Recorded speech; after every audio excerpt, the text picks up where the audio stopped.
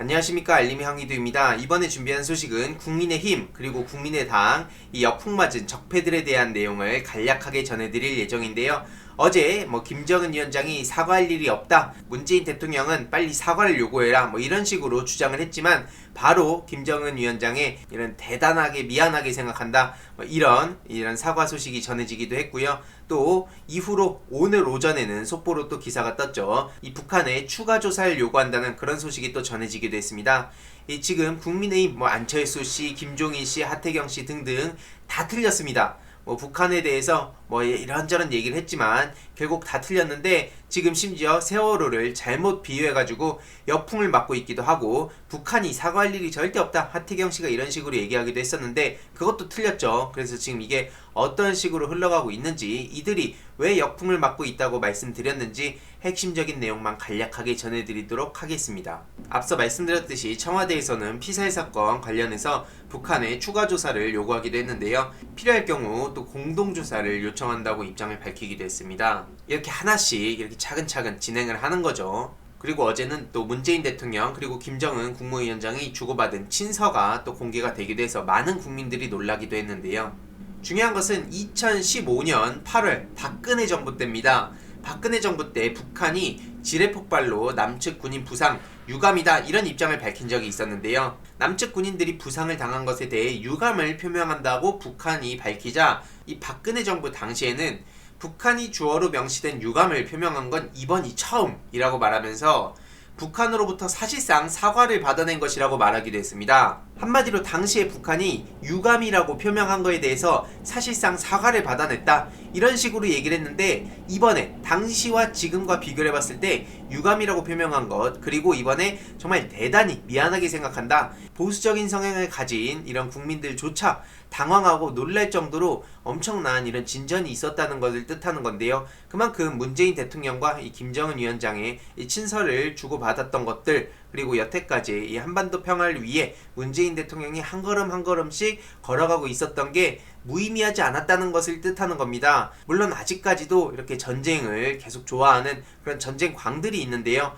그것이 결국에는 우리 청년들, 청소년들한테도 가장 큰 피해를 준다는 걸 늘 우리 주위에 알려야 됩니다. 왜냐면 전쟁이 일어나게 되면 지금 하태경 씨라든지 조금 이따 말씀드리겠지만 이런 나이든 사람들이 어떤 책임을 지겠습니까? 총 들고 전쟁터에 나간답니까?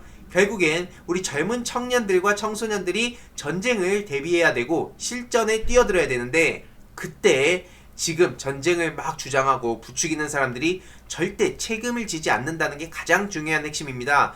우리 한반도의 평화는 청년들과 청소년들의 미래를 위해서라도 반드시 필요한 겁니다. 물론 그 과정에서 쉽지도 않고 막 답답하기도 하고 열도 받고 그런 일도 있겠지만, 오히려 이런 사건들로 인해서 더 한반도의 평화가 시급하다는 것은 우리 정상적인 이 상식적인 국민들이라면 당연히 알 수 있는 겁니다. 앞서 말씀드렸듯이 대단히 미안, 대남 공개 사과에 북한 최고 지도자로선 파격적이라는 걸 쉽게 알 수 있습니다. 네티즌들 또한 이명박은 천안함 때 북한에게 유감 표명이라도 해달라고 구걸했지, 그리고 문재인 대통령은 이게 반인륜적 행위라면서 북한을 강하게 비판했죠. 그런데 반응이 극과 극입니다. MB 땐 북한은 우리들이 한 게 아니라고 하고, 문재인 대통령 지금은 남한 동포들과 대통령한테 대단히 미안하다고 사과를 하고 재발 방지까지 약속을 했습니다. 심지어 이걸 세월호, 박근혜 잃어버린 7시간에 비교하는 사람들도 있는데요. 대표적으로 안철수 씨가 있죠. 이미 사망한 월경자 문제 사후 대처와 살아있는 아이들 300명 수장시킨 7시간과 비교하는 건 어불성설이죠. 적극 대처 안 했다고 하는데 적극 대처할 수 있는 방법이 뭘까요? 앞서 말씀드렸듯이 이게 안철수 씨를 겨냥한 거죠. 세월호 7시간과 뭐가 다른가? 지금 신나가지고 적폐 세력들이 세월호 7시간을 꺼내고 있는데 이것은 본인들한테도 안 좋은 겁니다. 실제로 세월호 유가족들은 당시에 안철수 씨를 비롯해가지고 국민의힘 측이 어떤 짓들을 벌였는지 똑똑히 기억하고 있습니다. 지금 세월호 얘기만 나오면 덮으려고 지겹다고 했던 사람들이 누굽니까? 바로 저들입니다. 틈만 나면 근데 이걸 정치적으로 이용하고 있죠. 아니, 가슴속에 어떠한 아픔과 공감대와 이런 문제의식이 전혀 없나 봅니다. 틈만 나면은 이 세월호로 문재인 대통령 탄핵으로 이 프레임을 짜려고 안간힘을 쓰고 있는데, 누누이 말씀드리지만 이게 보수 진보 나눠가지고 뭐 보수 세력들이 지금 진보 세력들한테 이 세월호 때문에 탄핵당했다 이런 식으로 생각하는 것 같은데, 다들 기억하시겠지만 아주 극단적인 태극기 세력들을 제외하고 당시에 이런 상식적인 보수주의자들도 박근혜 탄핵을 외쳤습니다. 오죽하면 국민적 그 공감대가 태극기 세력들 빼고 다 박근혜 탄핵을 찬성했던 그런 시기가 있을 정도였는데, 그런 건 생각 못하고 그냥 무작정 그런 자칭 보수 세력들 결집시키면 무슨 탄핵이 되는 줄 아나 봅니다. 아무튼 안철수 씨는 여전히 이런 공감 능력이 전혀 없고 세월호를 이용하려는 모습 때문에 네티즌들이 굉장히 분노했는데요. 역풍 제대로 맞고 있습니다. 네티즌들 반응만 보더라도 안철수 씨에 대한 어마어마한 비판의 목소리가 이어지고 있죠. 압도적인 추천을 받고 있습니다.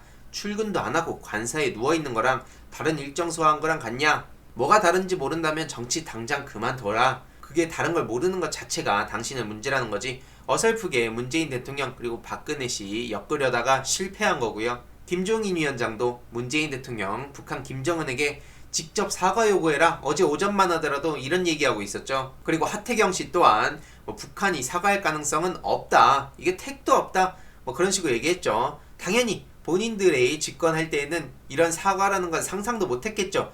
사과한다는 건 경우의 수에 없기 때문에 저렇게 당당하게 얘기를 한 겁니다. 심지어 하태경 씨는 이 청와대에서 피살 공무원 구출 지시를 내렸어야 된다 이런 얘기까지 하는데요. 참고로 미필입니다, 하태경 씨. 오죽하면 송윤 기자는 이보시오, 미필 하태경 의원 구출 지시를 내렸어야 한다고요? 한번 물어봅시다. 특수부대 지휘관이라도 했던 것처럼 말하는데 어떻게 구출하냐, 현실적으로. 이런 식으로 강하게 비판을 하고 있죠. 실종신고 받고 군은 수색에 나섰고 해상 접경 지역에서 실종신고가 있었으니 군에 비상이 걸렸다는 거고, 실종자를 발견했지만 이미 북한 지역에 있었다는 겁니다. 여기서 어떡하자는 겁니까? 함포 사격하고 전투기를 보내서 공습이라도 해야 됩니까? 우판과 감정적 대응은 전쟁을 부르죠.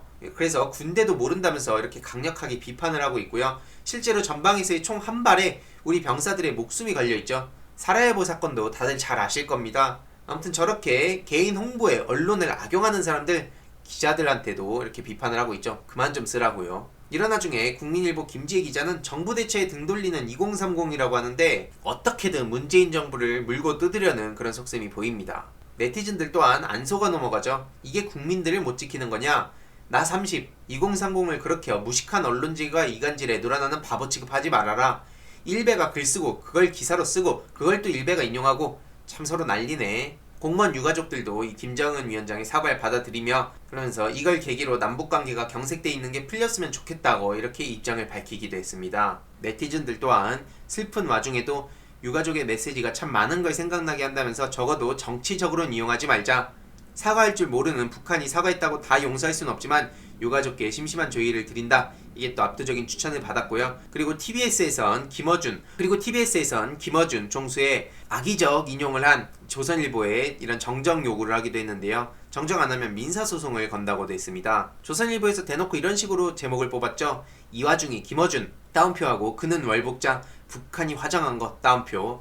이게 도대체 뭐하는 짓입니까? 방송을 듣고 한 거라면 정말 악의적인 거죠.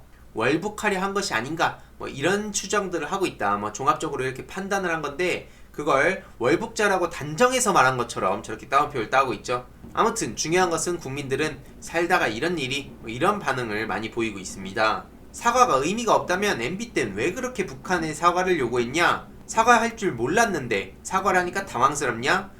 이런 국민들의 반응이 이렇게 추천을 받고 있죠. 북한에 국군한테 총 쏴달라고 돈 주면서 구걸질한 게 선거에서 이기려고 우리 군인들 죽이라고 우리나라 국회의원들과 정부에서 북한에 살인 청구한 건데, 이건 왜 조용한 거냐? 진상규명은 이런 걸 해야 되는 거다. 니들은 사과라는 거 한 번이라도 받아봤냐? 이런 식으로 국민들이, 역시 이제 합리적인 네티즌들이 정말 많아지고 있습니다. 저들의 꼼수가 먹히지 않는다는 거죠. 이런 와중에 또 야당에서는 북한 사과에서 진정성 느낄 수 없다고 하는데, 어떻게 해야 그럼 진정성을 느끼는 겁니까? 유감 표명만 해도 당시엔 사실상 사과라 그러면서 정신승리하던 사람들이 이제 와가지고는 저렇게 대놓고 외신에서도 일제히 보도할 정도인데도 진정성 느낄 수 없다면서 어떻게든 꼬투리만 잡고 있습니다. 저러니까 발전이 없는 거죠. 이 박지원 국정원장이 이번에 직접 이 북한의 통지문을 청와대에 들고 갔다고 하는데요. 정말 중요한 역할을 하고 있습니다, 지금. 그리고 윤건영 의원은 목함 지뢰 때 박근혜는 강강술래, 지금 아카펠라 공연 운운할 자격 있나? 이런 식으로 비판하기도 했는데요.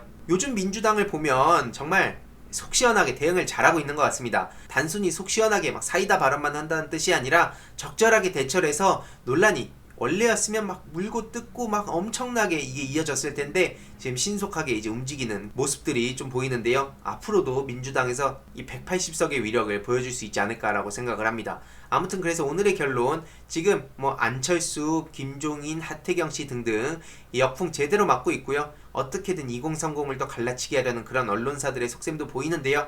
이 국민들이 절대 그렇게 냅두지 않는다는 점, 그리고 뭐 유감 표명에 사실상 사과라 그러면서 엄청나게 또 막 들떠있던 박근혜 정부를 생각한다면 지금 이번에 김정은 위원장의 대단히 미안하다면서 재발 방지하겠다고 인정을 한 거, 그리고 사과를 한 점, 물론 이게 막 끝이라는 게 아닙니다. 이제 이렇게 한 발 한 발 한반도 평화로 가는 거라는 걸 말씀드리고 싶고요. 제일 중요한 것은 적폐 세력들이 점점 이 궁지에 몰리고 있다는 점입니다.